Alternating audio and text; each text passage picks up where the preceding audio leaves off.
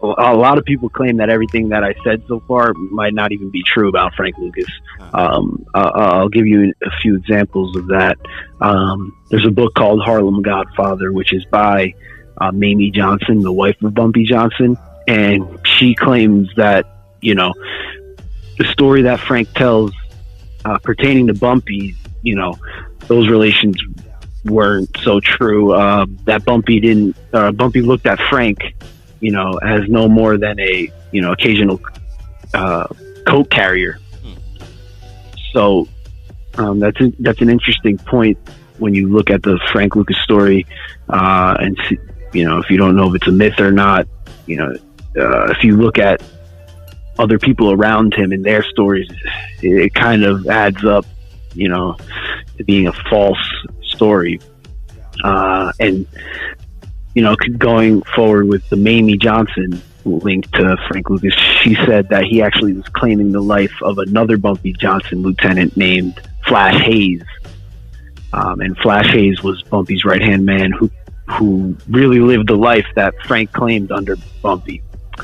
So up to that point, we don't really know what's true or not about Frank specifically. But in the early 70s, that was at the actually Frazier Ali fight.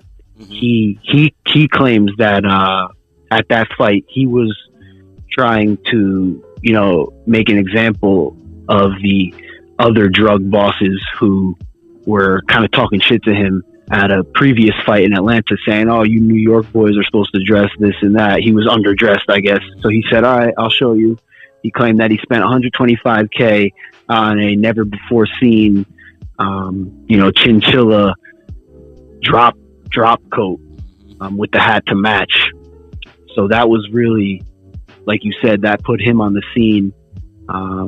And, you know, it shut up the rest of the drug bosses. Now that there's a little connection there that I want to make. At around the same time is when Frank Matthews held his drug meetings in Atlanta. So I kind of feel like Frank, you know, wanted to make the statement with the jacket at the Ali Frazier fight after one of those meetings, after the first meeting in 71. I don't know I mean, he could be telling the truth about the drug dealers at the Atlanta fight, but I think, you know, he wasn't at that meeting that Frank Matthews hosted in Atlanta. I think he was pissed about that. He was known to have, not be well liked and have like a temper. I kind of think that was the statement he was trying to make.